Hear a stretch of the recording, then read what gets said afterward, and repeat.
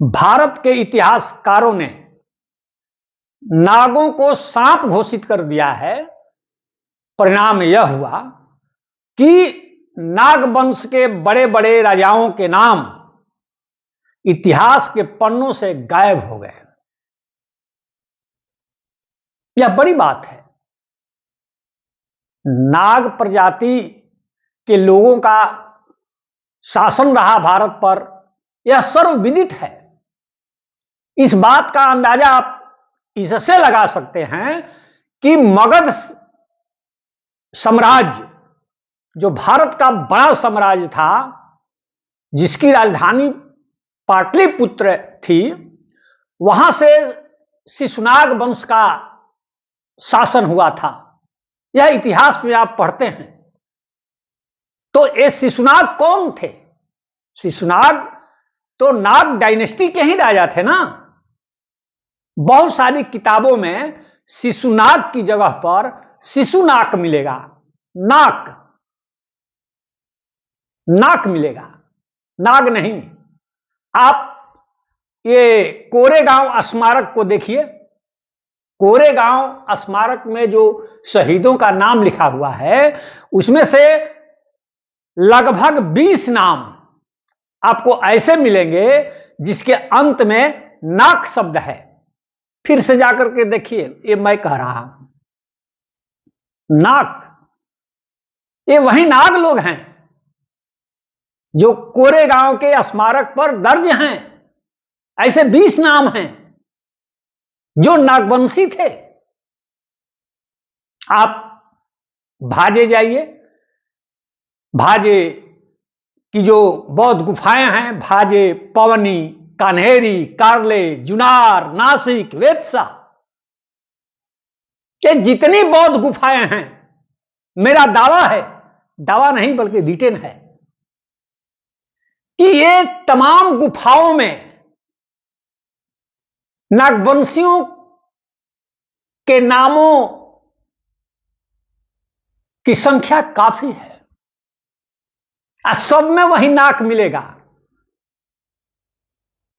ये लोग बड़े बड़े दानदाता रहे हैं बौद्ध गुफाओं के। भाजे के शिलालेखों को पढ़िए, पौनी के शिलालेखों को पढ़िए, कान्हेरी के शिलालेखों को पढ़िए, कार्ले, जुनार, नासिक, वेत्सक की गुफाओं के नामों को पढ़िए कि ये दानदाता कौन थे। आपको दानदाताओं के नाम के अंत में नाक मिलेगा। यही नाग लोग थे। ये मामूली नहीं बात है कि इतने बड़े पैमाने पर दान भी दिए बौद्ध धर्म के फैलाव के लिए। तो ये तो प्राचीन बात हो गई, नागों की जो धाक थी भारत में। मैं आपको मेडिवल एज का एक उदाहरण दे रहा हूं। अकबर के जमाने में अबुल फजल हुए, जिन्होंने आईन अकबरी ग्रंथ की रचना की है। तो अबुल फजल ने आईन अकबरी में क्या लिखा है? सिर्फ जम्मू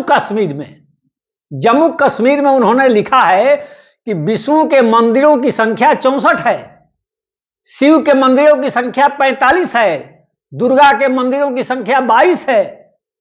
जबकि जानते हैं कि नाग मंदिरों की संख्या वहां कितनी थी? 700 700। ये अकबर के जमाने की बात है। आप विचार कर सकते हैं कि जम्मू कश्मीर ही नहीं, भारत किनका रहा होगा। खैर, ये मामूली बैकग्राउंड बता दिए नागों के बारे में। हम एक दो इन लोगों की खोजों के बारे में चर्चा कर रहे हैं कि भारत में जो सिंदूर है, तो सिंदूर की खोज इन्हीं नाग लोगों ने की थी। सिंदूर के जो पर्यायवाची शब्द हैं, उससे इस बात का पता चलता है। सिंदूर का नाम जानते हैं क्या क्या है? डिक्शनरी खोलकर देखिएगा। सिंदूर का नाम, एक नाम नाग संभूत है और दूसरा नाम नाग संभव है। नाग संभूत का मतलब क्या हुआ कि सिंदूर को नागों ने उत्पन्न किया, उसकी खोज की, इसीलिए सिंदूर का एक नाम नाग संभूत है। सिंदूर का एक नाम नागज है। नागज पर्यायवाची शब्दकोश को देखिएगा। नागज माने नागों ने इसको जन्म दिया। जैसे पंकज जलज होता है ना, उसी प्रकार नागज माने नागों ने इसको जन्म दिया। किसको? सिंदूर को। और नागों के साथ सिंदूर कुछ ऐसा घुल मिल गया कि इसको नाग रेणु माने, रेणु माने चूर्ण, सिंदूर चूर्णित होता है, इसको नाग रेणु और नाग चूर्ण भी कहा जाता है सिंदूर को। और सिंदूर का कलर कैसा होता है? लाल तो सर्वविदित है, लेकिन इसका जो लोकप्रिय कलर है वो है पीलापन लिए हुए लाल, नारंगी रंग, ऑरेंज कलर। ये सिंदूर का फंडामेंटल कलर है, नारंगी रंग। और नारंगी रंग तो नारंगी कैसे बना है? नागरंगी से। नागरंगी से बहुत सारे रंगों का आविष्कार कहिए या खोज कह लीजिए, नागों ने की है। नागरंगी। वहीं अब नारंगी के लिए कोई नाम नहीं था तो उसका कलर लोग देखे कि भाई ये कलर जो है ना नागरंगी है। उसी आधार पर नारंगी का, नागरंगी के आधार पर नागरंगी कलर का, सिंदूर के कलर का, तो उसका नाम नारंगी हो गया। नागरंगी से नारंगी हो गया। तो फिर उधर ईरान वगैरह में, अरब में यही नाम गया, नागरंगी, नारंगी। तो भारत से यह पहले ईरान गया और ईरान में नारंगी को आज भी नारंग कहा जाता है। नारंगी को क्या कहा जाता है? नारंग। और जब वहां से अरब के लोगों ने अपनाया उसको, तो उन लोगों ने उसका नाम रखा नारंज। ईरानी नाम इसका नारंग है, अरबी नाम नारंज है। और अरब से तब स्पेन वाले ले गए यूरोप में, और स्पेनी भाषा में इसका क्या नाम है? नारंजा। अरबी में नारंज। ये नागरंगी पर मैं चल रहा हूं। और स्पेनी में नारंजा, पुर्तगाली में लारंजा। और यही जो नारंजा लारंजा है, यही अंग्रेजी में ऑरेंज है। ऑरेंज माने नारंगी। उसी से वो सब चलता है, ऑरेंज कलर का।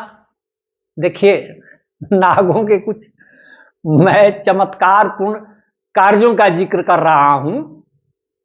अच्छा, पान तो बहुत सारे लोग खाते हैं। तो हजारी प्रसाद द्विवेदी ने लिखा है कि पान को लोकप्रिय बनाने में नागों की भूमिका रही है। यह बात गलत नहीं है। पान की खेती तो हमारे यहां आस्ट्रिक लोग लाए, तांबुल उसको कहा जाता है। तो उन लोगों का जो नाम था वो तांबुल था, माने तांबे के रंग का वो जो मुंह हो जाता था ना खाने के बाद, इसी से उसका नाम तांबुल पड़ा। असल में आस्ट्रिक लोग सुपारी, चूना और खैर लगा कर करके उसको बीड़ा बनाते थे, जिसको बीटक कहा जाता है खड़ी बोली में, बीटक, फिर खाते थे। तो कलर क्या हो जाता था? तांबे के रंग का, इसलिए उन लोगों ने नाम दिया तांबुल। तो आप तांबुल में क्या देख रहे हैं? म और ब का संयोग है। ये म और ब का संयोग जहां जहां है, समझिए कि वो जो शब्द है वो अस्तिकों का है। ऐसे बहुत सारे मिलेंगे, जैसे आम के लिए, मैंगो के लिए अम्ब, जम्बू, नीम, दारिम्ब, दारिम्ब कहा जाता है अनार को, अलम्बू, मब है ना, मब का संयोग अलम्बू, लौकी को कहा जाता है तांबुल भी। ये आस्तिकों का शब्द है। और पान का जो बीटक होता है उसको आप तमिल और मलयालम में जानते हैं क्या कहा जाता है? उसको कहा जाता है वेटिलय। वेटिलय तमिल और मलयालम में पान की बीड़ा को वेटिलय कहा जाता है। और यही वेटिलय शब्द पुर्तगाली ले गए यूरोप। तो सबसे पहले पुर्तगाली भाषा में वेटिले से बेटल शब्द बना, BETEL, बेटल माने पान। और यही शब्द यूरोप में छा गया। छा गया मतलब कि पुर्तगाली भाषा के अलावा जर्मन भाषा में, फ्रेंच भाषा में, स्पेनी भाषा में, अंग्रेजी भाषा में पान के लिए बेटेल एक द्रविडियन शब्द है, वहीं से गया। लेकिन अब देखिए, वो जो मैं कहा कि आस्तिकों का जो शब्द है तांबुल, इसको जब ये अरब फारस वाले ले गए तो उसका क्या नाम दिए? नाम तो वहां था नहीं अलग से पान के लिए। तो अरबी में तांबुल को तंबुल कहा जाता है आज भी। तांबुल शब्द का ही परिवर्तन है, तंबुल। और फारसी में उसको तंबोल बोलते हैं, पान को तंबोल। लेकिन भारत में पान को लोकप्रिय बनाने का श्रेय नागों को है। इसलिए पान के लिए जो पर्यायवाची शब्द हैं हमारी डिक्शनरी में, वो प्रायः नागों से जुड़ी हुई है, आर्यों से नहीं, द्रविड़ों से नहीं, नागों से। जैसे पान को क्या कहा जाता है? नागपर्णी। पर्णी माने पत्ता, नाग का पत्ता, नागपर्णी। नागबेल माने नाग की लता, नागबेल। नागवली, नागवलरी और नागरबेल। पान की जो लता होती है उसको नागरबेल भी कहा जाता है। अब यहां से देखिए बहुत क्लियर होगा। नागरबेल, र माने का, र माने की। जैसे भोजपुरी में हम लोग बोलते हैं ना, हमार गांव, माने हमार गांव मतलब कि गांव पर हमारा अधिकार है, मेरा ही गांव है। हमार में जो र है वही है नागरबेल, माने नाग की बेल, नागों की बेल।